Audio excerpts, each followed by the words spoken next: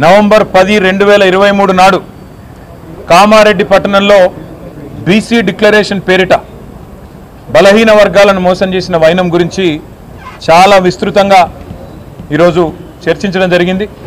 దాదాపుగా 20-25 మంది తమ తమ అభిప్రాయాలను పూర్తి స్థాయిలో మరి వివరంగా చెప్పడం కూడా జరిగింది.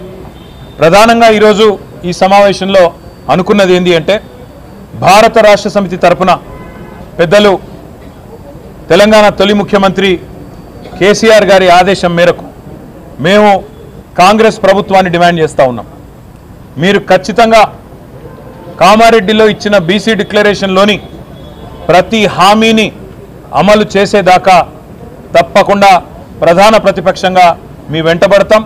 రాష్ట్రంలోని బలహీన వర్గాల పక్షాన మిమ్మల్ని అడుగడుగున నిలదీస్తూనే ఉంటామనే మాట నేను విజ్ఞప్తి చేస్తూ ఉన్నా.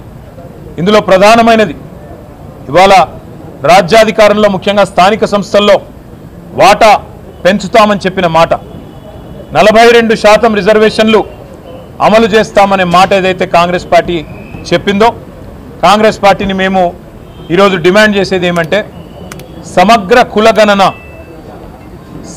కులగణన వెంటనే స్టార్ట్ చేయండి, మాటలకే పరిమితం కాకండి. సమగ్ర కులగణన వెంటనే ప్రారంభించి మరి 42% రిజర్వేషన్ల అమలును కూడా చట్టబద్ధం చేయాలని, నవంబర్ 10 లోపల ఈ ప్రక్రియ పూర్తి చేయాలని చెప్పి మేము డిమాండ్ చేస్తూ ఉన్నాం.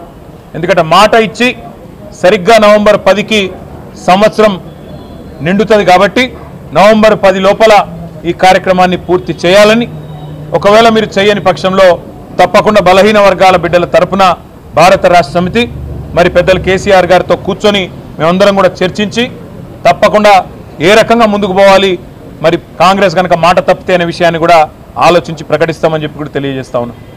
దాంతోపాటు కాంగ్రెస్ పార్టీ ఆనాడు ఇచ్చిన మాట, 1,00,000 కోట్ల బడ్జెట్ పెడతాం బీసీలకు అని చెప్పిన మాట మొదటి సంవత్సరంలో తప్పారు. కేవలం 8,000 కోట్లకు మాత్రమే పరిమితమైనారు. మేము ఈరోజు డిమాండ్ చేస్తూ ఉన్నాం, మరి రాబోయే ఫిబ్రవరి మార్చిలో పెట్టే బడ్జెట్లో 25 నుంచి 30,000కు తగ్గకుండా బలహీన వర్గాలకు బడ్జెట్ పెట్టాలి. బీసీ సబ్ ప్లాన్ కూడా మీరే మాట ఇచ్చారు. ఎట్లా అయితే ఎస్సీ సబ్ ప్లాన్ ఉన్నదో అట్లాగే బీసీ సబ్ ప్లాన్ కూడా పెడతామన్నారు. తప్పకుండా బీసీ సబ్ ప్లాన్ కూడా పెట్టాలి. అవసరమైతే అక్టోబర్ నవంబర్ సెషన్లో పెట్టాలి, లేదంటే వచ్చే బడ్జెట్ సెషన్లో పెట్టి 25 నుంచి 30,000 కోట్లకు బడ్జెట్ తగ్గకుండా పెట్టాలని చెప్పి కూడా మేము డిమాండ్ చేస్తూ ఉన్నాం.